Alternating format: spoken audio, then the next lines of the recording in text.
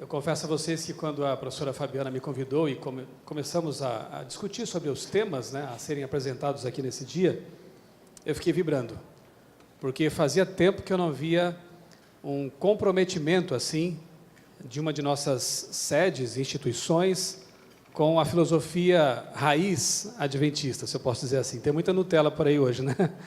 Sem fazer merchandising. Mas ver um interesse assim de um campo em voltar realmente à discussão do que somos nós como igreja, do que somos nós, e quando eu falo igreja, eu falo educação também, né? Eu trabalho na área de publicações, nós também somos igreja. E todos nós temos a mesma missão, publicações, área de saúde, área educacional, enfim, proclamar as 3 mensagens angélicas. E eu fico feliz de saber que ontem meu amigo pastor Vanderlei Dornelles já trabalhou com esse tema, então, sem nós termos combinado, ele já praticamente sedimentou aqui o piso, no qual eu quero edificar um pouquinho mais algumas paredes, né? Então, hoje vamos tratar do tema do criacionismo, uma perspectiva escatológica, e à tarde, um tema um pouquinho mais palpitante, um pouquinho mais polêmico, que são as inter-relações que há entre o criacionismo e o marxismo. Eu queria deixar como tarefa de casa para vocês, porque eu acho que o tempo não vai permitir, que você lesse com atenção e oração Apocalipse capítulo 11. Conhece esse capítulo? Que fala sobre a besta que sobe do abismo, que fala sobre as testemunhas que permaneceram ali mortas por um tempo, num país que encarna o Egito, né? Aquela pretensão ateística que nasce no Egito, quando o faraó desafia a Deus.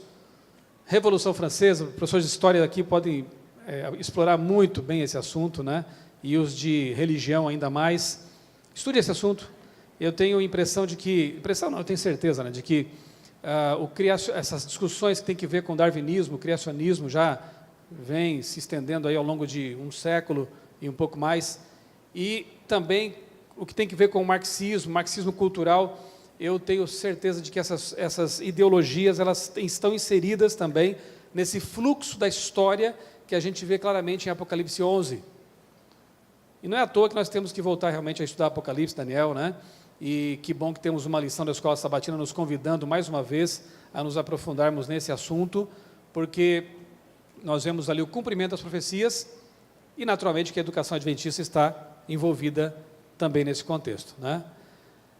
A gente tem falado muito sobre o criacionismo aí em congressos de universitários, mais da perspectiva científica mesmo, né? Bruta, digamos assim, biologia, física, paleontologia. Mas não podemos esquecer que essa discussão toda tem também desdobramentos proféticos, né? Não é apenas uma discussão entre quem tem a verdade científica, os fatos estão do lado de favorecem que visão de mundo, evolucionista ou criacionista. Isso é um ponto da discussão. Mas há outras questões também que estão ali envolvidas nesse grande debate. Há questões sociológicas, questões antropológicas e, que nos interessa de modo muito específico, questões proféticas e escatológicas. Eu quero, nesta palestra aqui, então, me voltar mais para esse viés aí da discussão, né? O viés escatológico, tá bom? E repito, estou muito feliz, eu vou sair daqui muito feliz também, satisfeito. Quero, inclusive, de alguma forma, divulgar esse evento para que outras associações e uniões repliquem essa iniciativa de, em treinamentos, não ficarmos apenas nos aspectos técnicos que são necessários, né? Os números que foram expostos aqui são importantes, eles fazem com que a gente sinta se sinta parte do sistema, né? E a gente tente colaborar de alguma forma também para melhorar esse sistema, mas não pode ser só treinamento técnico, né? Pedagógico, isso tem seu lugar, mas também temos que, parabéns professora Fabiana, temos que voltar um pouco os olhos também para essa nossa vocação, que é o que nos faz diferentes, né? É o nosso diferencial, que é essa nossa vocação profética e adventista mesmo, né? Deixa eu falar um pouquinho rapidamente, porque o tempo aqui não é precioso, né? Sobre a minha própria história com relação a esse assunto. Eu não sou adventista nem criacionista de berço, como se diz na igreja, né? Não nasci nesse contexto. Eu fui evolucionista até meus 18, 19 anos, até o ensino médio, precisamente. Eu costumo apresentar esse livro como uma prova disso. Eu, com 15 anos, escrevi essa ficção científica, intitulada Projeto Alfa, Eu tenho lá em casa o original, eu não empresto, não dou, só guardo como um documento, né? Graças a Deus nunca foi publicado, porque é muito ruim também, mas foi a primeira tentativa, né? Então, eu guardo ali como um documento. O livro, eu também ilustrei, eu gostava de desenhar, o livro datilografado, em 1987, né? Olha o tempo já ido aí, datilografado, esse verbo acho que nem se usa mais, né? Datilografar. Trata da história de um personagem que seria o próximo passo da evolução humana. Todo o livro é construído em cima da ideia de evolução darwinista, né? Eu era um defensor desse ponto de vista, embora nunca tenha sido um ateu necessariamente. Eu cheguei a uma fase de ceticismo, de talvez agnosticismo, mas nunca fui um ateu. Só que nesse livro não há nada de Deus, de religião, ele é totalmente embasado na visão de mundo evolucionista, tá bom? O que aconteceu para eu ter essa guinada em minha vida? No ensino médio, eu sou de Criciúma, Santa Catarina, e no ensino médio me matriculei numa escola técnica para fazer o curso de Química. Eu sempre gostei de ciência, sempre gostei de áreas como astronomia, biologia. Eu até pensava em ser biólogo, astrônomo, alguma coisa assim, né? Mas no ensino médio, quando eu cursava Química, eu comecei a produzir, com a ajuda de alguns amigos, um jornal na escola e me apaixonei pelo jornalismo. E aí eu pensei, eu posso ser um jornalista científico, quem sabe um dia, né? Olha como eu sonhava baixo. Eu pensava em trabalhar na Super Interessante, na Galileu. Ainda bem que Deus me fez olhar mais para o alto depois, né? Então, no ensino médio, enquanto eu cursava fazia ali o curso de Química, eu conheci esse jovem aqui. Eu estou ali em cima, eu sei que não parece mais, mas sou eu. E aqui, aquele jovem que hoje é bibliotecário do IACS, nosso internato lá no Rio Grande do Sul. Ele era um espécime raro com o qual eu nunca tinha tido contato antes. Era um adventista criacionista. E para encurtar a história, porque ela tem desdobramentos, eu levei 2 anos e meio para encontrar meu rumo, né? Não foi fácil. Ele teve a paciência, a ousadia, a coragem e a fé de confrontar um jovem teimoso, arrogante, que achava que tinha verdade. Era eu. E graças ao contato com esse jovem que teve a coragem de se levantar e pregar com todo o jeito e sabedoria, né, que Deus lhe deu, eu, depois de um tempo, me tornei um criacionista. Foi uma mudança radical, né? E depois acabei escrevendo outros livros, eu não coloquei aqui, mas aí eu recomendo a vocês, sim, esses, né? A História da Vida, Por que Creio, Expedição Galápagos, esses aí eu recomendo sem medo de errar, aquele outro não mais. Então, resumidamente, essa é a minha história. Lá no meu canal no YouTube tem um vídeo bem longo lá, em que eu conto com detalhes essa experiência toda, não é? E eu confesso a vocês que hoje não tenho respostas para todas as perguntas, mas tenho muito mais respostas do que eu tinha antes. E eu considero o criacionismo um modelo conceitual muito mais coerente, depois de ter estudado por mais de 20 anos esse assunto e sou apaixonado por essa discussão, eu admito que é um modelo conceitual muito mais coerente e que responde muito melhor às grandes perguntas da humanidade, onde viemos, para onde vamos, por que estamos aqui e tudo mais, do que o modelo naturalista evolucionista. Ok? E quem está falando é alguém que veio de lá, né? E eu louvo a Deus porque existe uma escola como essa, e eu diria até que é a única escola no mundo que tem um diferencial além dos próprios criacionistas, porque os presbiterianos têm lá a Universidade de Mackenzie, né? Eles têm um esforço muito bonito de propagar o criacionismo, né? Há escolas batistas que fazem isso também, mas nenhuma delas proclama o memorial da criação. E quase nenhuma delas tem, ainda hoje, contra todas as marés e ondas e tsunamis do mundo aí, defendido a semana literal da criação. A grande maioria hoje, e infelizmente essas ondas têm tentado invadir nosso arraial também, tem defendido aquilo que a gente chama de evolucionismo teísta. Daqui a pouco eu vou tratar um pouquinho disso, né? É uma tentativa meio assim, subreptícia, né? Meio disfarçada de Satanás de tentar introduzir o evolucionismo, mesmo no meio daqueles que se dizem criacionistas. E nós temos que estar precavidos quanto a isso, porque é um perigo muito grande aí fora, em outros países isso tem sido um problema grande, né? Mesmo em nosso meio. E eu diria que, se nós adventistas não fizermos o trabalho, quem vai fazer? Há outros fazendo, e com muita coragem, e eu até sinto um ciúminho às vezes, né? Tem grandes amigos, cientistas, professores, né? pregando o criacionismo com coragem. O Dr. Marcos Eberlin, por exemplo, né, que é um batista, é professor na Unicamp. Que coragem esse homem tem tido de ir contra um monte de coisas. Só que eles vão até um ponto, né? São nossos aliados, né? Tenho grandes amigos aí em outras religiões, mas se nós não fizermos o trabalho completo de pregação das 3 mensagens angélicas, que alguns nem sabem o que são, quem vai fazer? Não podemos fechar as portas. Não podemos permitir que turmas sejam encerradas. Nós temos que expandir, crescer, porque essa missão nos foi confiada e só nós, né?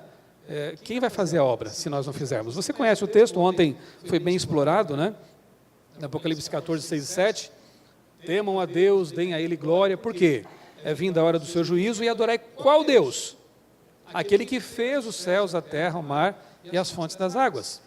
Resumidamente, o que essa mensagem diz nós temos que pregar a mensagem de adoração ao Deus verdadeiro. Há muitos deuses por aí hoje, né? E nós veremos à tarde, especificamente, que vários sistemas políticos e ideológicos se levantaram com a pretensão de serem novas religiões e introduzirem novos deuses no mundo também. Mas a nossa mensagem chama a atenção para o Deus verdadeiro. Olha o que escreveu Ellen White sobre isso.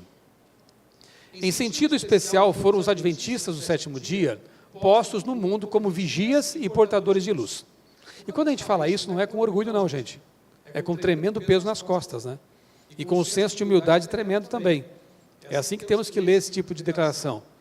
A eles foi confiada a última mensagem de advertência a um mundo a perecer. Sobre eles incide maravilhosa luz da palavra de Deus. A eles foi confiada uma obra da mais solene importância, qual? A proclamação da primeira, segunda e terceira mensagens angélicas. Nenhuma obra há de tão grande importância, não devem eles permitir que nenhuma outra coisa lhes absorva a atenção. Resumindo, de tudo que a gente faz como igreja, quebrando o silêncio, vida por vidas, educação adventista, corridas, enfim, tudo isso. O que é o mais importante em torno do qual tudo o mais deve orbitar? Me digam. A pregação das 3 mensagens angélicas. Se isso é tão importante, a outra pergunta que podemos fazer é a seguinte: eu entendo bem o que é isso? Que bom que ontem vocês tiveram uma aula sobre isso, né? Será que eu sei exatamente o que é isso? O que significa pregar isso? Olha só. Vários me escreveram indagando se a mensagem da justificação pela fé é a mensagem do terceiro anjo. E eu tenho respondido, disse Ellen White, é a mensagem do terceiro anjo. Se nós espremermos as 3 mensagens angélicas, qual é o suco que sai dali? Justificação pela fé. Mas se eu espremer um pouquinho mais, essa expressão, justificação pela fé, espremer um pouquinho mais, o que eu vou obter dali? Eu acho que nisso está o âmago do grande conflito, porque eu posso resumir em 2 palavras. Dependência de Deus ou, o que o diabo propõe, independência dele. Justificação pela fé é dependência. Eu reconheço que não sou nada. Eu sou criatura. Eu sou pecador. Eu sou imperfeito. E eu preciso da graça de Cristo para cobrir essa imperfeição, me tornar vitorioso e me fazer reconhecer que eu sou criatura, não criador, não independente. Que eu não tenho vida em mim mesmo, por isso que essa é outra bandeira nossa, né? Que poucos têm proclamado. Nós somos mortais, ponto. Nenhum ser humano é imortal ou tem uma entidade imortal dentro de si. Nós precisamos totalmente de Deus para viver agora e eternamente. As 3 mensagens angélicas nos chamam a atenção para essa realidade, que o diabo tenta faz tempo já, né? Lembram da primeira mentira, da mentira original? O que o diabo propôs? Certamente não morrereis, porque Deus sabe que no dia que dele comerem, os seus olhos se abrirão, e vocês serão como Deus. A primeira mentira introduzida na Terra foi justamente um ataque à essência das 3 mensagens angélicas, você percebeu? Deus, ele diz, vocês dependem de mim, né? A essência da mensagem mais importante a ser dada ao mundo é essa: vocês dependem de mim para viver eternamente, para tudo. O diabo já veio lá no início dizendo, não, vocês podem ser independentes, vocês têm uma alma imortal. E mais, vocês terão os olhos abertos Porque Deus, ele torna vocês pessoas de mente estreita. Religião, ela cega, ela é como ópio, né? Dizia alguém. Ela não ajuda em nada. Liberte-se disso. Como eu ouvi isso na universidade? Eu estudei na Federal de Santa Catarina há mais de 20 anos. E essa já era a tônica, né? Você é um retrógrado. Como assim, criacionista, religioso, né? E eles tentam fazer isso com a gente, com a nossa mente, né? E o diabo, ele só vem reverberando essa mesma mentira introduzida no Éden. Que, se fôssemos resumir numa palavra, olha que interessante, é independência. Esse é o fruto amargo que ele ofereceu à humanidade. Coma. E a ideia de independência se tornou, na verdade, uma miséria. Nós abrimos mão daquele que nos ama e tem todo o poder e sabedoria para nos dar uma vida tão feliz, tão perfeita. Demos as costas para isso e colhemos o quê? Um fruto amargo. Até hoje estamos saboreando, infelizmente, esse fruto. Graças a Deus, Deus tem a solução para isso, né? Porque nós não conseguimos resolver. Já tivemos aí mais de 6.000 anos, né? Aproximadamente 6.000 anos, para tentar resolver com essa ideologia, com aquela ideologia, com esse plano, com aquele plano, e não estamos conseguindo e não vamos conseguir. Precisamos da intervenção divina. A mídia vem há algum tempo já reforçando essa ideia, né, na mente das pessoas. Eu gosto de exibir esse trechinho de um filme que é extraído do 2001, Odisseia no Espaço. Clica no meio da tela para mim, por favor, ele vai executar automaticamente aí o vídeo. Tem um áudio também, mas não precisa pôr muito alto porque é meio barulhento. Mas é a cena inicial do filme, do clássico filme de ficção científica, 2001, Uma Odisseia no Espaço. Vocês perceberão, então, como a mídia, a imprensa, a academia tem disseminado essa ideologia no mundo. É só clicar no meio da tela e ele executa automaticamente.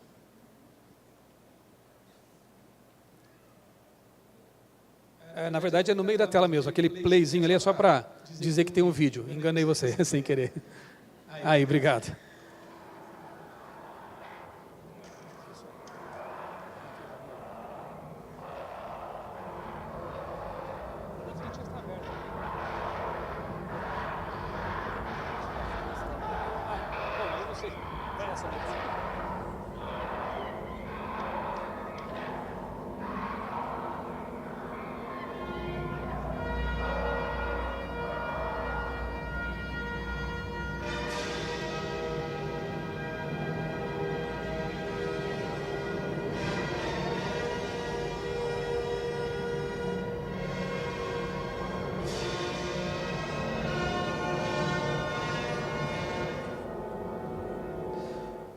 Em 1968, de lá para cá a coisa foi muito mais intensificada, né, com filmes de super-heróis, como X-Men, por exemplo, né, e outras produções mais.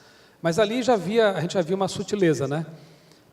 Embora o filme seja futurista, ele começa lá no passado, no suposto passado humano, na suposta pré-história humana, quando um hominídeo descobre uma ferramenta, né, ele bate ali um osso, o martelo foi descoberto, joga para cima aquela ferramenta, comemorando o feito. E aí há um corte no filme e aparece uma estação espacial, uma nave espacial, dizendo, em outras palavras, implicitamente, que toda aquela tecnologia começou lá nas cavernas. Eu lembro quando comecei meu curso de jornalismo, eu pensava assim, bom, aqui eu não vou enfrentar os problemas que eu enfrentaria se eu fizesse biologia, geologia ou coisas assim. Mas na primeira aula de teoria da comunicação, o professor exibiu para nós o filme Guerra do Fogo, que é parecido com essa cena inicial, exibindo lá a suposta pré-história humana, e depois disse assim, assim começou a comunicação humana, com grunhidos, e depois a fala, a linguagem é desenvolvida. Eu pensei, não tem jeito, né? Essa filosofia, tanto quanto a filosofia marxista, à tarde, não perca, elas permeiam todas as áreas do conhecimento. Tudo começa ali, né? Nessa forma materialista de ver o mundo, né? E Hollywood colaborou e tem colaborado muito para macaquizar o homem e humanizar o macaco, você percebeu? Para dizer que nós não viemos de um jardim, viemos de uma caverna, que a vida não foi criada, ela surgiu, e assim Deus é desnecessário. Sereis como Deus. Para que Deus? Independência de Deus. Eu vou tratar depois um pouco mais detalhadamente com os meus amigos da área de ciências, aí, de biologia, desse assunto, mas eu já vou aqui expor a vocês rapidamente É muito bom explorar essa publicação recente.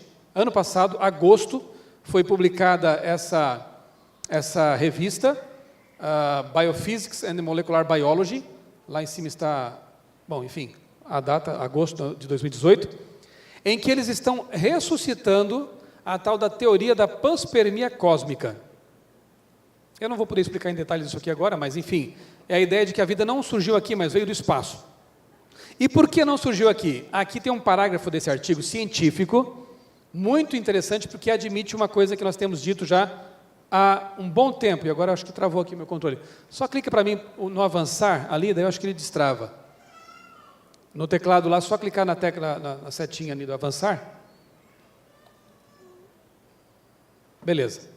Olha só que pérola você pode usar, com todo respeito, claro, porque eu sou adepto de 2 Pedro 3,15, estejam preparados para dar a razão da esperança que há em vocês, mas façam isso com mansidão, sempre. Se a gente se exaltar e partir para o ataque, perdemos a discussão.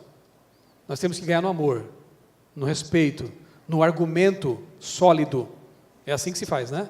Então, essa admissão aqui é bem interessante. Todos os experimentos de laboratório que tentaram simular a origem da vida até agora levaram a fracassos deprimentes. Parece então razoável irmos ao maior local disponível com relação ao tempo e ao espaço, ou seja, o espaço sideral. Em outras palavras, cientistas renomados, que é o caso aqui dessa publicação, estão dizendo o seguinte: olha, todos os cenários propostos para a origem da vida aqui na Terra fracassaram. Todas as experiências, lá começando com Urey e Miller, eu vou depois com um grupo de ciências tratar disso, deram em nada. Então nós precisamos de um ambiente maior e tempo maior. 4,6 bilhões de anos também é pouco para a gente, para a evolução química e biológica. Então precisamos de um tempo maior. Onde vamos encontrar isso? No universo. E jogaram, na verdade, a batata quente para fora, né? É como isso aí. Não sabemos o que fazer com esse problema, vamos jogar para fora. E jogaram para fora, bem longe daqui. E se você perguntar como é que foi que a vida, então, ela apareceu no universo, eles vão dizer o seguinte: olha, em algum lugar apareceu uma bactéria, alguma coisa assim. E ela, então, embarcada num asteroide, começou a viajar pelo espaço. Detalhe, essa bactéria sobreviveu, então, ao frio do espaço, que é zero, né, absoluto, né? Sobreviveu às radiações estelares letais. E foi, na boa, viajando pelo espaço. Podia até ser anaeróbica e sobreviver à falta de oxigênio. Vá lá. E, em algum momento, na história cósmica, evolutiva, ela encontra, então, um planeta convidativo. Opa, ali tem água, tem uma atmosfera, sei lá, ela não respirava oxigênio, mas vai ter que se deparar com isso ali. Ou foi ela que depois, com o tempo, proveu o oxigênio? Enfim, há muitas especulações. Mas o fato é que, então, essa rocha espacial, a bordo da qual estava uma bactéria espacial, começa a entrar na nossa atmosfera. E quando isso acontece, o que acontece? O que acontece com as rochas, meteoritos, né, que penetram aqui a nossa atmosfera? Incineram, né? Eles queimam, a temperatura chega a 1000 graus, alguns explodem, né? E quando são grandes o bastante, ou densos o bastante, até conseguem chegar à superfície. Quando chega à superfície, eventualmente, o que acontece? O impacto, né, é tremendo. Resta, às vezes, só uma cratera, porque tudo é pulverizado. Essa bactéria sobreviveu à radiação cósmica do espaço, ela sobreviveu ao vácuo, ao frio espacial, sobreviveu à entrada na atmosfera e ao impacto com a Terra. Que bactéria seria essa? Só pode ser uma dessas. Uma bactéria kryptoniana. E assim nós somos todos descendentes de Krypton, na verdade, né? Eu brinquei um pouquinho, mas na verdade é basicamente isso de que trata o artigo da revista Biophysics sobre panspermia cósmica. Ressuscitar uma teoria uma hipótese que estava meio esquecida, porque ela é a única alternativa para tentar justificar o surgimento da vida. A outra, eles não aceitam. Onde há vida, Pasteur provou isso, né? Vida só provém de vida. Mas quem é a outra vida que criou a vida? Deus, o Deus da Bíblia, da vida. Não, mas essa alternativa a gente não aceita. Então o jeito é buscar qualquer outra alternativa, ainda que seja infinitamente mais absurda que qualquer outra teoria. A gente pode achar graça, mas isso está sendo divulgado. Então, eu recomendo que eu vou deixar inclusive essa apresentação aqui no computador, fique à vontade, você pode usar, tenho isso lá no meu canal também, dá para fazer download. Esse artigo aí da Biophysics é muito útil, porque é uma admissão formal de que os cenários para a evolução da vida na Terra são falhos e não explicaram nada até hoje. Tá bem? Por que uma hipótese assim tão cheia de furos, tão epistemicamente insuficiente, ainda se sustenta? Você ainda pergunta isso? Nós temos a resposta, porque essa batalha não é uma questão apenas de argumentos técnicos, nem científicos. Ela é espiritual. Estude Apocalipse 11 e Romanos 1. Paulo dá uma aula ali sobre o ateísmo e os desdobramentos disso, né? Bem, se você não leu, eu recomendo que leia esse livro da CPB, Casa Publicadora Brasileira, Viagem ao Sobrenatural. O autor, um ex-satanista, teve algumas conversas com um sacerdote satanista que revelou para ele algumas coisas bem interessantes, bem curiosas. E aqui, o sacerdote, né, diz o autor, explicou para ele, Roger Murnau, que Satanás e seus conselheiros chegaram à conclusão de que poderiam usar a teoria da evolução para destruir o próprio alicerce da Bíblia. Poderiam colocá-la contra a semana da criação, a queda do homem e o plano da redenção. Repito, a questão é espiritual. Não é se você levantar a cortina desse debate, você vai perceber que ali há interesses espirituais muito profundos. Não estou dizendo que Darwin era um satanista, não estou dizendo que ele está sequer perdido, não é isso que eu estou dizendo. Porque assim como no âmbito do marxismo, e veremos isso à tarde, há chamados bobos úteis, aqui também há bobos úteis, né? E, com todo respeito, né? E eu espero, quem sabe até, por que não, encontrar Darwin no céu. Será que é uma blasfêmia eu dizer isso? Nunca se sabe o que acontece nos últimos momentos de alguém, né? E ele tinha uma vida bem conturbada também, e a esposa era evangélica, enfim. Mas ele foi utilizado, sim, com certeza, como outros são utilizados para propagar ideias que vão de encontro às principais verdades, os pilares da fé judaico-cristã.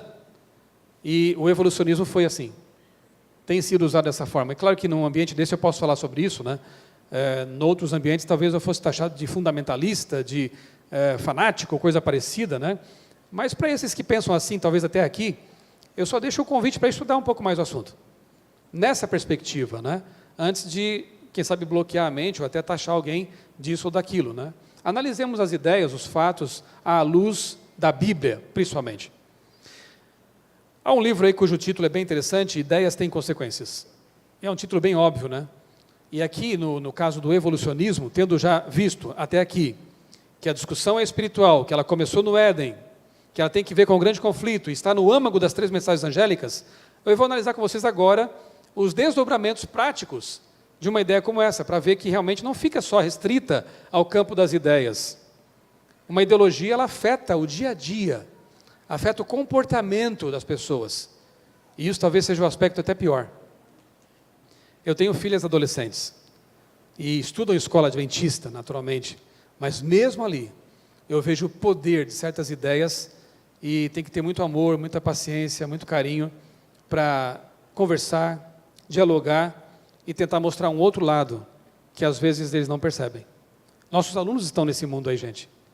Eles estão nesse fluxo, né? Eles sendo levados por esse fluxo. Quem de nós vai ser aquele que vai pegá-los dali e trazê-los para uma outra dimensão?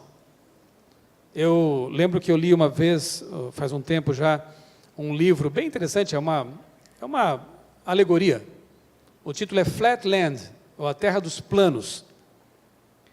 E conta essa alegoria que havia um mundo em que só existiam criaturas bidimensionais. Então só havia quadrados, triângulos, círculos, só havia 2 dimensões ali, largura e... quais são as 2? Largura e profundidade, talvez assim, né? Enfim, não havia qualquer noção de altura, eram bidimensionais. E um dia aparece naquele planeta uma esfera viajando pelo espaço, ela encontrou aquele planeta e se apaixonou por um quadrado. Mas pensa no desafio agora de uma esfera se revelar a um quadrado, para que ele soubesse quem ela era. Então ela resolve pousar naquele planeta, e quando aquela esfera pousa na frente do quadrado, o que ele vê? Pensa um pouco. O que ele vê? Não. O círculo seria um corte dela no meio, assim, digamos, né? Ou em alguma parte dela. Mas quando ela toca o chão, ele vê um ponto. É uma esfera. Ele vê um ponto aparecendo do nada. E ela fala com ele, e ele ouve aquela voz: escuta, eu vim da terceira dimensão e eu estou apaixonada por você. Eu queria conhecer você. Mas quem é você? Você é um ponto? Não, eu sou uma esfera. O que é uma esfera? Que difícil, hein? O que é uma esfera? Então ela resolve pegá-lo no colo, para ele contemplar a dimensão dela. E ela então levanta o quadrado e ele quase fica louco, porque ele vê um mundo totalmente diferente. Sabe, gente, Jesus fez isso com a gente, né? Ele veio de uma dimensão infinita chamada céu, desceu ao nosso plano e nos pegou no colo, para a gente enxergar um mundo diferente. O mundo quer fazer a gente enxergar as coisas bidimensionalmente, quer nos colocar um tampão. Eu achava que enxergava bem antes de conhecer o criacionismo e a palavra de Deus. Na verdade, eu não enxergava, eu estava com um tampão do lado dos olhos. Até que ele me pegou no colo e me mostrou essa dimensão diferente, tão linda, tão ampla, tão eterna. E você tem que fazer esse papel na sala de aula. Você tem que pegar seus alunos no colo e mostrar para eles uma outra dimensão. Você tem que levantar a cortina da história, do mundo, para que eles percebam que não é uma questão só de discussões ideológicas. Há interesses perigosíssimos tentando moldar a vida deles. Em casa, na televisão, na internet, na Netflix, no computador, entre os amigos. Há interesses aí tentando sequestrar o pensamento deles. Você tem que então pegá-lo no colo e dizer: olha, daqui de cima, como as coisas são diferentes. Contempla dessa perspectiva, como as coisas são diferentes. Eu vejo a missão do professor assim. Esqueci de um detalhe. Quando eu me converti, eu não consegui trabalhar como jornalista no começo da minha carreira, porque, enfim, sábado, né? E outras coisas mais. Eu até fiz entrevistas de emprego em alguns jornais importantes, Diário Catarinense, por exemplo, mas quando eles sabiam que eu era adventista e guardava o sábado, a coisa não andava. E eu fiquei um bom tempo assim, meio desnorteado, formado e não sabendo onde trabalharia e o que o futuro me reservava. Até que o diretor de educação de então, né, na década de 90, lá, 96, na Associação Catarinense, soube da minha história, da minha luta, e me deu uma oportunidade. E eu comecei minha carreira na obra lecionando História, na Escola Adventista Central de Florianópolis. Claro que foi um choque para mim quando cheguei na sala de aula, primeiro dia de aula, 5º ano, aquelas criancinhas. Tio, quando me chamaram de tio, eu quase caí para trás. O que eu estou fazendo aqui, né? Foram 2 anos e meio de muita luta, muito estudo, me preparei o que eu pude, né? Eu sei que eu estava aquém daquela missão, eu não me preparei para aquilo, né? Mas eu fiz o meu melhor. E depois Deus me chamou para a Casa Publicadora Brasileira. Aquilo me ensinou a valorizar essa classe tão especial que são os professores. 2 coisas que eu fiz assim só para conhecer foram dar aula e comportar. Comportei 2 férias apenas, mas foram suficientes para hoje eu dar um valor tremendo aos comportores. E os 2 anos e meio de sala de aula foram suficientes para eu dar um valor tremendo aos professores. Eu sei que não é fácil. É um púlpito diário, né? Lidar com mentes em formação, com pessoas que têm um destino eterno nas suas mãos, é uma coisa muito especial, muito sagrada. Tanto quanto o que eu faço hoje, é um púlpito escrito, né? Então, a nossa missão, não importa em que área seja, né? Ela é eterna, ela tem implicações eternas. Espero que isso fique bem claro para vocês. Ideias têm consequências. Vou pegar aqui 2 exemplos apenas, 2 ou 3, práticos, da aplicação de uma ideia. Uma é bem prosaica, né? Eu peguei da revista Galileu, é uma revista aí de divulgação científica popular. E essa matériazinha aí diz o seguinte, né? Seu namorado tem essa péssima mania de olhar disfarçado quando passa uma mulher atraente? Culpe a seleção natural, como quase tudo que tem relação com o comportamento sexual masculino e feminino. Ao longo da evolução, humana, o macho se destacou por sua capacidade de visão. Estão achando graça, né? Então, você pode até dar um beliscão bem forte em seu namorado, marido, pretê, mas saiba que as raízes de seu comportamento estão naquele antepassado caçador de milhares de anos atrás. Isso também confirma uma coisa que você já sabia: seu namorado é um pouquinho troglodita. E aí? Gostaram? Conveniente, né? Chega o cara em casa à noite com uma marca de batom no colarinho, a mulher pergunta: o que é isso? Ele vai dizer: querida, foi mal, mas foram os meus genes. Você sabe que a gente tem uma história evolutiva e o homem foi meio que projetado, é até contraditório dizer projetado no contexto evolutivo, né? Mas o homem foi meio que projetado para espalhar seus genes por aí, para ser o caçador, né? E a gente a seleção natural nos dotou de visão de caçador. Então, você não é evolucionista? Sou. Então, tá bom, deita aí, vai. Ideias têm consequências. Nesse ponto, quando eu falo para os jovens da igreja, eu digo assim: pensa um pouquinho. Moças solteiras, com quem vocês prefeririam casar? Com um jovem que tem essa visão de mundo? Ou com um que, embora tenha suas lutas no campo moral, da pureza, mas ele luta com Jesus para poder ser puro e fiel? Com quem você prefere casar? A resposta é óbvia, né? Muito óbvia. Julgo desigual não é conversa do século passado para boi de igreja dormir, não. É real, isso é real. E ideias têm consequências. A cosmovisão que roda aqui dentro é o programa, o software, que está rodando no hardware chamado cérebro. Aquilo vai fazer parte do seu mundo interior e você vai enxergar o mundo exterior segundo essa ótica. São os óculos conceituais com os quais você vê o mundo.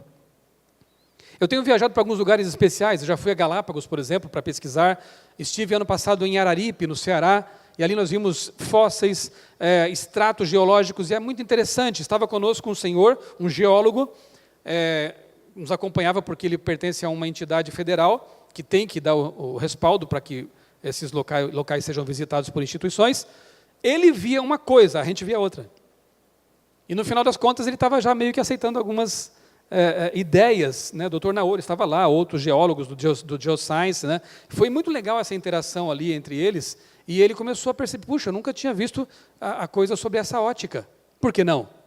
Porque lhe privaram, como me privaram, durante todo o meu ensino fundamental e superior, me privaram de conhecer o criacionismo. Você acha que eu ouvi falar de criacionismo na escola? Não, foi porque um adventista me conheceu. Estudei em escolas públicas a minha vida toda, desde o ensino fundamental, escola estadual, depois escola técnica e federal. Nunca me apresentaram autores que contestassem cientificamente coisas como darwinismo e marxismo. À tarde, promete. Eu fui conhecer uns 10 anos depois alguns autores que eu poderia ter conhecido na universidade para poder, como faz um jornalista de verdade, analisar os dois lados da história. Mas não, eu fui doutrinado. E dizem que não há doutrinação. Eu saí da escola evolucionistado, não ficou legal. Eu saí da escola marxizado e darwinizado. Acho que melhorou um pouquinho, essas palavras não devem existir. E é assim que funciona, gente. Eu fiquei revoltado quando eu conheci o criacionismo. Foi um sentimento ambivalente. Eu fiquei revoltado e feliz ao mesmo tempo. Vou começar pelo lado bom. Fiquei feliz porque eu vi pela primeira vez que era possível harmonizar duas coisas que eu amava: a Bíblia e a ciência verdadeira. Elas se harmonizam. Por exemplo, Isaac Newton, Galileu, Copérnico, esses aí podem dizer muito bem sobre isso, né? Como eles harmonizavam bem as duas coisas. A ciência nasce dessa harmonização. Mas eu fiquei revoltado porque eu percebi claramente que eu tinha sido doutrinado, consciente ou inconscientemente pelos professores, desde a minha infância. Portanto, conhecer o criacionismo foi como ser pego no colo para olhar uma outra dimensão. Então, a gente enxerga coisas como essa de um modo bem diferente. Quando eu vejo adultério, traição, mentira, eu tenho tristeza, porque eu sei que isso ali é o pecado, agindo nas pessoas. Eu não vou justificar esse comportamento dizendo que é um resquício da evolução, dando ao pecado justificativa. Não, isso aí é normal, porque as pessoas são animais, nós somos macacos pelados, e o nosso comportamento é que nem o dos bonobos, dos chimpanzés. São adúlteros por natureza, são polígamos. Eu não aceito isso. mas quem pensa dessa forma acaba aceitando, né? Talvez não se comporte assim, por uma série de restrições sociais, mas no fundo, o software que roda justifica o problema na cabeça deles. Agora sim, uma consequência muito mais séria. Aquela é banal, essa aqui foi gravíssima, né? Essa senhora, Traud Jung, foi secretária de Hitler durante a Segunda Guerra Mundial. E ela escreveu um livro depois, o título é Até o Fim. Vale a pena ler esse diário da Traud, em que ela conta suas impressões a respeito do Führer, enquanto eles estavam vivendo lá na Toca do Lobo, né, onde eles se esconderam até que Hitler e sua esposa se suicidaram. Bem, o que me interessa nesse momento é o que ela escreveu sobre uma ideia que para Hitler era muito simpática. E ela, não sou eu que estou dizendo isso, Traud Jung, secretária pessoal de Hitler, escreveu o seguinte: Adolf Hitler não tinha qualquer ligação religiosa. Achava que as religiões cristãs eram mecanismos hipócritas e ardilosos para apanhar incautos. Sua religião eram as leis da natureza. Conseguia subordinar seu violento dogma mais facilmente a elas do que aos ensinamentos cristãos de amor ao próximo e ao inimigo. Aliás, amor ao próximo e ao inimigo são conceitos totalmente anti-evolutivos, né? De seleção natural, de sobrevivência do mais forte, mais apto. Hitler disse o seguinte, olha, aspas, palavras dele: a ciência ainda não chegou a uma conclusão sobre a raiz que determina a espécie humana. Somos provavelmente o estágio mais desenvolvido de um mamífero, de algum mamífero, que se desenvolveu do réptil a mamífero, talvez do macaco ao homem. Somos um membro da criação e filhos da natureza, e para nós valem as mesmas leis que para todos os seres vivos. Na natureza, a lei da guerra vale desde o começo. Todo aquele que não consegue viver, que é fraco, é exterminado. Só o ser humano, e principalmente a igreja, tem por objetivo manter vivos artificialmente o fraco, o que não tem condições de viver e aquele que não tem valor. Quem é ele para julgar o que não tem valor? Quem é ele para dizer quem não deve viver e quem deve viver? Quando você tira Deus da história, o ser humano se coloca no lugar dele. Qual deveria ser um dos livros de cabeceira desse homem? Provavelmente, A Origem das Espécies. Porque ele quis dar uma mãozinha para a seleção natural, você percebeu? Olha, tem raças aí que são inferiores, vamos acabar com elas logo, vamos esperar milhares de anos, milhões de anos, até que a natureza dê conta delas, não, vamos acabar logo. E aí, curiosamente, a raça ariana, que era dele, era superior. E as demais inferiores. E no pacote entraram judeus, negros, homossexuais e por aí vai. Ideias têm consequências. Eu estou dizendo com isso que Darwin era nazista? Não, isso seria um anacronismo tremendo, né? Darwin não teve nada a ver com isso. Mas as ideias dele repercutiram. É como dizer que Santos Dumont fosse um assassino porque o avião foi usado nas guerras para matar pessoas. Não tem nada a ver. Você entendeu, né? Mas as ideias têm consequências. E nesse caso aqui foram muito graves. Gravíssimas. Avancemos aqui. Um assunto, já que a gente está falando de escatologia, né, que até aqui estávamos com os olhos voltados para trás. Agora vamos olhar um pouquinho para frente também, nos desdobramentos de tudo isso. Essa palavra aí é perigosíssima, né? Ela tem implicações muito sérias, especialmente para conosco. Eu quero aproveitar que o pastor Dornelles esteve aqui ontem, quero citar aqui alguns trechos do ótimo livro dele, O Último Império.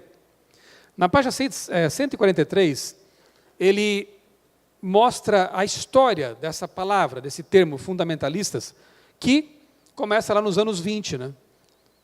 Nos anos 20, alguns religiosos passaram a promover uma ampla e livre distribuição da publicação The Fundamentals, 12 volumes em formato brochura, que defendiam as doutrinas cristãs consideradas fundamentais, por meio de uma variedade de escritores conservadores norte-americanos e ingleses.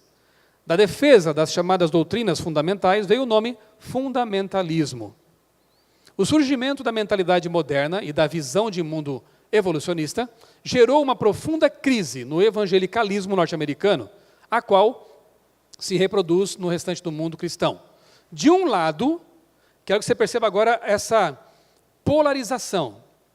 E é interessante que o inimigo sempre leva aos extremos. E é ele quem mexe o pêndulo, né? Primeiro para cá, e depois ele vem com força para o outro lado. Sempre há uma reação tão forte quanto, ou até mais forte do que a ação que a gerou. E aqui não é diferente, quer ver? De um lado, eu até grifei lá para você perceber que são dois lados, há um enfraquecimento da fé bíblica e a decorrente adesão ao liberalismo, que pretende manter a relevância da religião em face à ciência, ao negar a historicidade e literalidade do relato bíblico. E eu fiquei feliz de saber que um dos pilares aqui da Associação Central é o historicismo. É a literalidade da Bíblia, porque o inimigo é muito esperto, né? Se ele não consegue destruir a Bíblia, ele não conseguiu fazer isso, ele vai relativizá-la. Ele vai trazer uma interpretação alegórica, né, simbólica, e vai nos dizer que Gênesis até é bonitinho, mas aqueles relatos de Adão e Eva, e a cobra e a fruta, não, né? Aquilo é mito. Veja, então, o fundamentalismo vai reagir a essa visão liberal que tentou relativizar conceitos cristãos, bíblicos. De outro lado, agora veja a contraparte. Uma vertente apegada aos valores mais tradicionais do cristianismo entende que uma leitura da Bíblia à luz do evolucionismo é de fato inaceitável, correspondendo à aceitação de uma visão de mundo naturalista, sem espaço para Deus e para o sobrenatural, o que minaria os fundamentos das doutrinas da criação, do pecado e da própria salvação. Essa vertente, no entanto, tem desenvolvido uma crescente, agora eles vão a um extremo, e a reação acaba sendo mais forte do que a ação. Para reagir ao liberalismo e ao naturalismo materialista, eles desenvolvem uma crescente alienação do mundo secular e do saber científico devido à ênfase na dimensão espiritual e celestial da religião, como uma tentativa de evitar o debate com a ciência moderna. Não está errado isso. Começou bem. Vamos restaurar as verdades bíblicas, né? Vamos enfatizar a palavra de Deus. Mas vamos nos fechar aqui e não dialogar mais com a ciência. Não vamos mais dar importância para esse tipo de coisa. Aí você tem um fideísmo alienado, né? Aí surgem os chamados inerrantistas, não tenho tempo de explorar isso aqui agora, surgem aí os fideístas, né? E aí o mundo começa a ver esse povo como alienado, de mente estreita, e isso dificulta o diálogo e a pregação mesmo, né? Graças a Deus, surge, no século XIX, um movimento que, na minha visão, foi suscitado para restabelecer o diálogo entre a verdadeira ciência e a verdadeira teologia. Mais uma vez, é com humildade que eu digo que esse movimento é o adventista. Olha o que escreveu Ellen White, e você sabe que ela não tinha formação científica, ela não tinha formação acadêmica, mas tinha uma visão que não era dela. Porque ela viu tanta coisa impressionante, né? Por exemplo, ela escreveu aqui no livro Educação, que eu recomendo fortemente a vocês. Que obra, que material importantíssimo para vocês. Para nós, né? Uma coisa é considerar a Bíblia como um livro de boa instrução moral e a que se deva atender, tanto quanto seja compatível com o espírito do tempo e nossa posição do mundo. Isso é o liberal. Outra coisa é considerá-la como realmente é, a palavra do Deus vivo. Palavra que é a nossa vida, que deve modelar nossas ações, palavras e pensamentos. Ter a palavra de Deus na conta de qualquer coisa inferior a isso é rejeitá-la. E essa rejeição, por parte dos que afirmam crer nela, é a principal causa do ceticismo e da incredulidade entre os jovens. Daqui a pouco, ou não sei, ou à tarde, eu vou mostrar uma estatística terrível aqui. 70% dos jovens cristãos abandonam a igreja e até a fé, às vezes, quando chegam na universidade. O que está acontecendo? Segundo Ellen White, muito da culpa está nos cristãos que tratam a Bíblia apenas como um livro de autoajuda, um livro de boa moral, mas não como a palavra inspirada de Deus, cujo relato das origens é literal. Olha que coisa séria. Mas, conselhos aos pais, professores e estudantes. A ignorância pode tentar apoiar o ceticismo, apelando para a ciência, mas em vez de apoiar o ceticismo, a verdadeira ciência, eu gosto disso, a verdadeira ciência. Tem muita gente hoje que defende ideias, defende correntes filosóficas como se fosse ciência. Ciência não tem nada a ver com isso. Ciência é, como diz um amigo meu físico, uma caixa de ferramentas que Deus nos deu. A ciência é descoberta, não é inventada, assim como a matemática. A matemática é sobrenatural. O ser humano não inventou a matemática, ele descobriu a matemática. Galileu dizia que a matemática são os caracteres com os quais Deus escreveu o universo. Os pioneiros da ciência tinham uma visão muito mais ampla de ciência do que os stricto sensu de hoje, que vem um recorte da realidade, né? Então, Ellen White, que não era cientista, entendia muito melhor esse aspecto do que muita gente hoje, ao dizer que devidamente compreendida, a ciência e a palavra escrita concordam e cada uma faz incidir luz sobre a outra. Juntas, levam-nos a Deus, ensinando-nos algo das sábias e beneficentes leis por intermédio das quais Ele opera. Que coisa fantástica! A Bíblia Sagrada e a verdadeira ciência nos fazem compreender as leis que Deus criou para reger o universo e a vida. E é essa educação que temos que dar para os nossos alunos. Se você ensinar apenas a ciência, ou áreas da ciência, que são recortes dela, né, você está dando uma educação muito limitada a eles. Mas se ensinar só a Bíblia, não é o que Deus quer também, viu? Nós temos que integrar. E isso, para mim, é a verdadeira integração fé e ensino. É quando você desenvolve uma cosmovisão bíblico-científica em seus alunos. Eles vão ter um verdadeiro ceticismo, não aquele que faz levar à descrença, mas o que faz duvidar da coisa errada, das falsas visões de mundo, para chegar à conclusão de que há uma verdadeira visão e uma verdade absoluta. Essa é a educação adventista. É isso que temos que fazer. E eu então entendo que, não apenas eu, mas autores acadêmicos não adventistas também entendem que o criacionismo, ele tem como pioneiros os adventistas. E esse autor aqui, Ronald Numbers, chega a dizer que foi em Ellen White que os criacionistas pioneiros beberam para depois desenvolver suas ideias. Isso é muito interessante e reforça aquela minha ideia de que nós fomos trazidos ao mundo, porque já tinha tanta igreja boa por aí, para que mais uma? O movimento adventista, ele nasce com uma missão.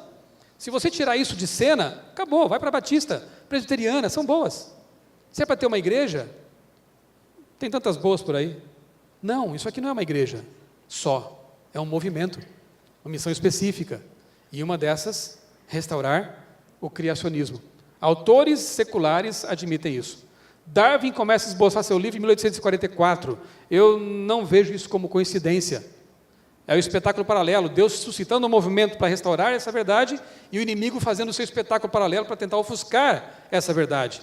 Então, o Origem das Espécies, que é publicado em 1859, ele começa a ser escrito em 1844. O Manifesto Comunista é publicado em 1848. O Espiritismo nasce, moderno pelo menos, nasce em 1848. É muita coincidência para ser só coincidência. E agora avançamos na história. E após o atentado terrorista às torres do World Trade Center, nós começamos a ouvir com mais força, com mais frequência, aquela palavra famigerada, fundamentalismo. Mas num contexto bem complicado e voltado para um público específico, para um povo específico. Quer ver?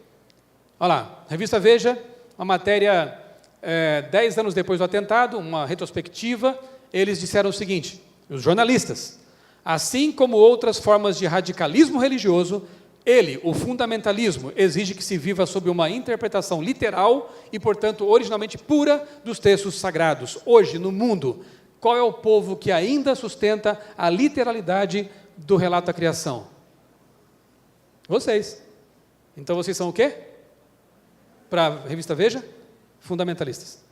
E eu sou o pior. Eu tenho um blog, eu tenho um livro, aí eles vão me pegar rapidinho. O Papa esteve num país muçulmano essa semana, você viu? Assinou, eu não tive tempo de acompanhar, eu quero ainda escrever alguma coisa, mas o pessoal da ACP não me deixou em paz por 2 semanas. Tive que ler um bocado de coisa, estudar, rever, mas foi bom, viu? Essa imersão foi boa. De vez em quando é bom você tomar um tempo para imergir em alguns conteúdos. E para mim foi bem legal. Eu acho que eu até decidi a minha tese doutoral com essa pesquisa aí. Vamos ver, orem por mim. Enfim, ele esteve lá, assinou um documento lá, pelo que eu vi por alto, com uma autoridade muçulmana, e pelo que eu vi ali, algumas chamadas, eles pretendem combater os fundamentalistas, os radicais, em ambas as religiões. Sim, porque os muçulmanos moderados também não gostam dos radicais. E os cristãos moderados, chiques e perfumados, também não gostam dos fundamentalistas cristãos. Quem são eles? Você sabe quem são. Uma autora ex-freira, hoje uma autoridade em assuntos de religião, do ponto de vista acadêmico, Karen Armstrong, nesse livro, escreveu: fundamentalistas cristãos rejeitam as descobertas da biologia e da física sobre as origens da vida e afirmam que o livro do Gênesis é cientificamente exato em todos os detalhes. Eu discordo dela na primeira parte, né? Porque, na verdade, nós não rejeitamos as descobertas da biologia e da física. Se elas forem realmente científicas, nós abraçamos essas descobertas, né? E nós entendemos, como disse Ellen White, que elas vão corroborar o relato bíblico. Agora, na visão dela, um pouquinho desfigurada aí, distorcida, fundamentalistas são aqueles que entendem que o Gênesis é um livro também científico. Quem é que pensa assim hoje em dia nesse mundo? Tem alguém que pensa assim? Que aquele relato da criação ali, ele resiste ao crivo científico? Tem gente que pensa assim ainda. Olha que coisa, né? São os fundamentalistas. Que absurdo. O grande conflito. Vamos olhar para o futuro agora, né? Como o sábado se tornou o ponto especial de controvérsia por toda a cristandade, e as autoridades religiosas e seculares se combinaram para impor a observância do domingo, a recusa persistente de uma pequena minoria em ceder à exigência popular fará com que esta minoria seja objeto de execração universal. Bom, aí é fé. Eu só posso dizer isso para você. Se alguém não crê nisso, aguarde. Esse decreto vai existir, vai ser assinado. Tanta coisa aconteceu nos últimos anos, nos anos recentes, que pareciam impossíveis, estão acontecendo. E quando isso acontecer, esse povo que hoje é tão respeitado, tem escolas tão bonitas, as pessoas até às vezes não conseguem matricular os filhos ali, mas elas respeitam. Elas acham nossos hospitais assim, tremendos, né? A nossa editora, se você não conhece a CPB, se você for lá, você vai ficar encantado. É uma das mais bonitas do mundo. E é a maior editora adventista do mundo, realmente é um parque gráfico que hoje rivaliza com as grandes editoras do país. Que bacana, né? Esses adventistas é um povo organizado, é um povo inteligente, né? Hoje é bonitinho ser adventista, mas fala comigo daqui a alguns anos. Quem que vai ficar? Quem que vai aguentar? Vamos ver quem vai ser realmente corajoso, porque hoje é fácil. Hoje está fácil. Mas daqui a alguns anos a coisa vai mudar. Sabe o que é execração? Eu tenho acompanhado esse assunto na mídia, eu tenho feito meu clipping de notícias há mais de 20 anos. Tenho recortes lá em casa tremendos. Eu vou resumir aqui uma pesquisa de 20 anos em algumas palavras para vocês, palavras que eu extraí de artigos, matérias da mídia secular. Sabe como eles nos chamam? Bobos, burros, ignorantes, esquizofrênicos, criminosos, fundamentalistas. E se você achar que eu estou exagerando, eu posso provar cada uma delas. Se quiser me mande um e-mail, eu te mando todas as fontes. Nas matérias estão essas palavras aí. Não estou inventando. Então, alimentadas por essa mídia parcial, as pessoas pensam que os criacionistas são tudo isso aí, e um pouquinho mais. Faltou uma aí que é criminosos. Está ali. O Marcelo Gleiser, aquele físico pop do Fantástico, né? Que tinha um programa chamado Poeira das Estrelas, numa matéria na Folha de São Paulo disse que ensinar criacionismo é crime. Ou seja, vocês são criminosos, porque vocês estão ideologizando seus alunos. Ah, legal, né? E na universidade não fazem isso? E lá no ensino fundamental não fazem isso? No ensino médio? Fizeram comigo o tempo todo. Agora, eu não posso ensinar meus alunos a pensar, porque o que eu fiz quando dei aula de história não era ensinar apenas criacionismo, tá? Quando chegava nesse momento, eu dividia o quadro ao meio e mostrava aqui, ó, essa é a visão de mundo criacionista, essa é a evolucionista. Vocês têm que conhecer isso aqui, até porque vai cair no vestibular. Eu sou criacionista porque isso, eu estudei, tal. A escolha é de vocês. Estudem. Isso é educação, isso está na LDB. Mostrar que as áreas do conhecimento são construções humanas, passíveis de crítica. Sabiam disso? Está lá. E poucas escolas dão importância para isso, para ensinar a verdadeira educação, que é ensinar a pensar, como diz Ellen White, e não só reproduzir conhecimento, passando do do caderno do professor para o caderno do aluno sem passar por nenhuma cabeça, né? Isso não é educação, isso é doutrinação. Assim nos vem. Olha aí, Papa pede para pessoas não serem fundamentalistas. Ou seja, é para não ser o quê então? Para não ser adventista, em outras palavras, né? Depois, quando ele esteve nos Estados Unidos, lembram? Alguns anos atrás, em discurso no Congresso dos Estados Unidos, que momento profético tremendo. Não sei se tem tanta profecia se cumprindo ultimamente que as pessoas estão até meio atordoadas e nem veem mais cumprimentos por aí, né? Isso aqui, gente, foi tremendo, 2014, né? 15. Lá no Congresso norte-americano, um piquenique de bestas, digamos assim. Quem lê entenda, né? Entendedores entenderão. O Papa pediu vigilância contra os fundamentalismos, porque ele não tem condições, mas a maior nação do mundo, com toda a sua tecnologia, tem condições de vigiar os fundamentalismos. E por que ele põe no plural, se antigamente fundamentalista era só aquele pessoal que se explodia em praça pública matando um monte de gente? Porque hoje fundamentalismo não é mais só o terrorismo islâmico, você já entendeu isso? Há outros fundamentalistas por aí. E ele pediu, por favor, nos ajudem, primeira besta. Vamos dar um jeito nesse povo aí que eles só atrapalham. A coisa vai piorando. Não dá mais tempo. Mas acho que todo mundo já viu esse vídeo aqui. Vocês já viram esse vídeo aqui de um pastor adventista sendo detonado num programa da BBC? Não viram? Puxa, vocês têm que ver isso aí um dia. Professora, me dá mais uns minutinhos? Tá bom. Antes de soltar esse vídeo, deixa eu contextualizar. É um programa de auditório conhecido lá na Inglaterra, no mundo, da BBC. E o assunto ali não era nem sábado, nem criacionismo. Era a volta de Jesus. E foram convidadas algumas pessoas, entre elas um padre e um pastor adventista. Olha só o que aconteceu. E pensa se fosse você lá, porque um dia pode ser. É isso. Pastor, from the Seventh-day Adventists, you believe that the end is coming, not necessarily this year, but you believe it is coming. What will happen? Yeah, I believe the end is coming. What will happen is, according to the biblical record, Christ will descend from heaven with his angels, and he's coming to take those who have accepted him and been saved by his grace. Will this literally happen? It will literally happen. The sky There'll be the sound of the trumpet. There'll be the voice of the archangel. There'll be the appearance of Christ, literally, with his angels. Yeah. He's coming to take those who have accepted him and believe in him and rescue them from this earth. He's going to bring in justice and righteousness. Will the sky part? The skies will open. According to the biblical record, the skies will open. He's going to descend with his angels, and he's coming to take those who have been saved by his grace. Pretty mean spirited Christ. Wait a minute. You are not going to be laughing soon, I'll tell you that. Listen. It says this is all in the Bible, isn't it? It's in Yes. Revelation, it's in Thessalonians, and it's in. It's a Revelation, it's in Thessalonians, it's in the book of John. What happens then? What happens during there's a thousand year period? What happens then? It is a period of 1,000 years, and the 1,000 years begins at the coming of Christ.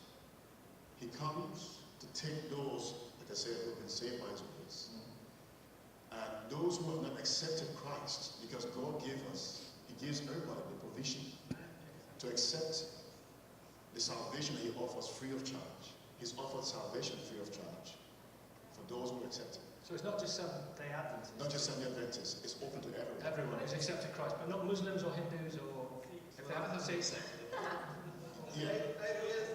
Yeah. Christ, it makes a statement. Jews, No, it makes a statement. It makes a statement in the book of John, chapter 14, verse 6. It says that I am the way, the truth, and the life. But he only takes those who believe in him. I'm the way, the truth. What about children? I'm the way, the truth. I'm the way, the truth, and the life. Yeah. No one comes onto the Father except through me. It's a radical statement. It is a radical statement. It's a radical statement. It's an exclusive statement. It's a radical statement. What would you like to say? Sorry, let me just finish. Okay. So what I say is that salvation comes through only Christ. Salvation comes through him.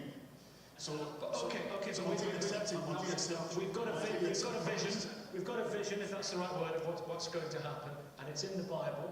It's in the Bible. It's fundamentalism we're talking about, and fundamentalism produces problems in all major world religions, and it produces problems in Christianity. And this is a fundamentalist interpretation of Scripture, which actually misunderstands a very poetic piece of writing in the book of Revelation. It misunderstands Paul's view that the kingdom was coming immediately, not in 1,000, 2,000 years' time, but that was, we now know, a misunderstanding of Paul and the early Christians. They thought Christ was coming back again. We now work on an entirely different basis in the mainstream. It's in the New Testament. But so what? There are things in the New Testament, Nicky, which we actually have to reinterpret in the light of biblical criticism and modern understanding of Scripture. And this fundamentalist approach doesn't work. Para mim foi um exemplo perfeito do que estamos discutindo aqui. Crer na Bíblia é fundamentalismo. Nós temos que reinterpretar a Bíblia à luz da nossa visão do mainstream atual, né? Mas o que o nosso pastor fez foi realmente 2 Pedro, né? 2 Pedro, respondeu com mansidão, né? Eu fiquei orgulhoso dele. Tranquilo, né? Como alguém que está ali sereno, acompanhado pelos anjos. E eu só penso assim, quando for a nossa vez, um dia, quem sabe, a RBS vai nos entrevistar, nos convidar para um programa de auditório, um dia, talvez, a Record vai fazer isso, e vão nos colocar na parede. Ou até, antes disso, na sala de aula, quem sabe, um aluno poderá fazer isso com você, vai tentar ridicularizar você, na escola, na universidade, na sua pós-graduação. E aí?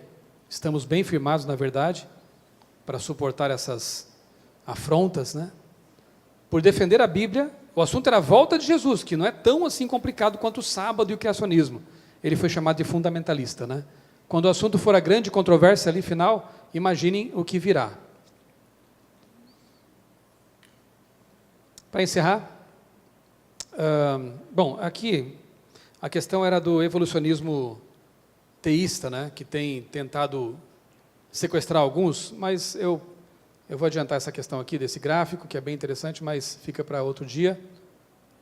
Eu me empolguei aqui nos conteúdos. Eu quero partir para um ponto que para nós cristãos é de fundamental importância, que é Jesus e o criacionismo. Pronto. Isso encerra a questão, né? Eu não vou ler os textos por conta do tempo, mas você conhece, né? Lá em Mateus 19, 4 e 6, Jesus se refere a Adão e Eva como literais, personagens históricos. Se o meu mestre considerava assim, vou eu reinterpretar isso e dizer que eles não existiram? Eu fico com Jesus, não com aquele padre, não com o físico do Fantástico. Jesus é o meu mestre e ele é uma autoridade incontestável. Outro texto é Mateus 24, 36 e 39, em que Jesus compara a sua vinda, a sua segunda vinda, com o dilúvio. E os tem ambos como literais, porque se o dilúvio não aconteceu como foi, a segunda vinda também não vai acontecer.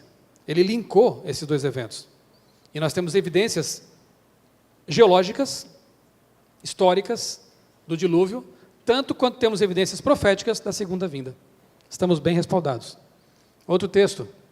Bom, basta esses dois. E aqui, aquela pesquisa que eu citei para vocês, de acordo com dados do Barna Group, do ano passado, 59% das pessoas que nasceram entre 80 e 90, criadas em uma igreja, desistiram de continuar frequentando as reuniões religiosas. E um levantamento feito pelo Instituto Lifeway Research apontou que 70% dos jovens que frequentam a igreja no ensino médio, frequentaram a igreja do ensino médio, abandonaram a fé em algum momento durante a faculdade. Isso é uma pesquisa americana, mas será que aqui é muito diferente? Qual é a tua impressão? Não é diferente, né? Onde estamos falhando? Essa é a minha grande pergunta. O que nós como igreja estamos falhando? Onde estamos falhando, né? No preparo dos nossos jovens para enfrentar esse mundo que é a academia. Será que os nossos eventos não precisariam, quem sabe, de uma revisão aí? Eu entendo que eventos do tipo entretenimento, show, chame como você quiser, né? Podem até ter seu lugar, mas acho que eles não estão tendo, talvez, efetivamente, o resultado que se esperaria que tivessem. Porque nossos jovens estão sendo, na verdade, acostumados com o mero entretenimento e não com o pensamento. Como estão nossos congressos universitários? As reuniões de igreja ali, temos feito seminários criacionistas para debater grandes ideias, nos aprofundar em grandes temas. Ou estamos entregando para a universidade nossos jovens como ovelhinhas desprovidas de visão crítica do mundo, né? A ponto de chegar lá e se deslumbrarem. Um grande erro que nós cometemos como líderes é dizer assim na igreja: evolucionismo é uma bobagem, não se preocupe com isso não. Ele chega na faculdade e percebe que não é bobagem, é coisa séria. O professor dele tem PhD em evolução e fala coisas tão coerentes. Eu fico com o meu ancião ou com o professor PhD? Percebeu? Não podemos permitir que isso continue acontecendo. Nós temos que pensar em alternativas de preparar nossos alunos, nossos jovens da igreja, para enfrentar esse mundo hostil que eles têm que enfrentar algum dia, que é a academia. Muitos, infelizmente, chegam lá e são levados pela doutrinação marxista, evolucionista, adotam comportamentos destrutivos, não é? Sexo livre, que ideias sem consequências, né? Coisas que eu vi há 20 anos, hoje são bem piores. E depois de alguns anos, uma década talvez à frente, é que vão acordar para a vida. Mas aí já destruíram boa parte de sua vida. Já ficaram cicatrizes que os acompanharão por toda a vida. Não precisava ser assim. Esse deslumbramento da academia não precisava acontecer desse jeito. Eles deveriam ir preparados. Apologética na veia. Conhecimento profundo e experiência com Jesus. Aí sobrevivem. Quer saber? Eu tive vários colegas na universidade que eram cristãos. Católicos, evangélicos. Não sobrou um. Verdade. Dos que eu consigo me lembrar, todos saíram da igreja deles. Tinham altos ideais. Por que eu sobrevivi? Eu era recém-convertido. Eu tinha estudado um monte sobre criacionismo antes de ir para lá. Eu fui à casa do pastor da minha igreja e vi ali na estante dele livros que ele tinha lido no curso de teologia. Tinha lá uma apostila do professor Ritter, lembram dele? Orlando Ritter. Eu peguei aquilo para o pastor, me empresta isso aqui, é tesouro. Levei para casa e devorei aquilo. Em 2 anos, eu li quase toda a estante do pastor da minha igreja. E quando cheguei à universidade, que legal, eu conseguia ver as coisas.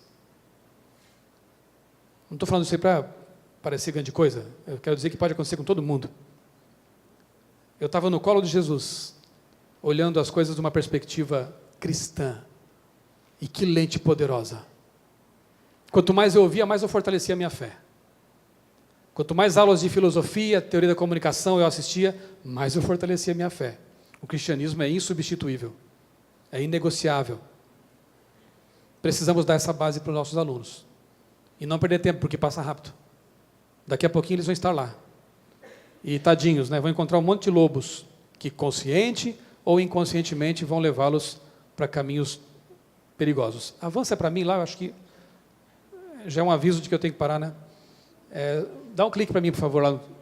Ok. Eu quero terminar lendo uma citação aqui do livro A Verdade Absoluta.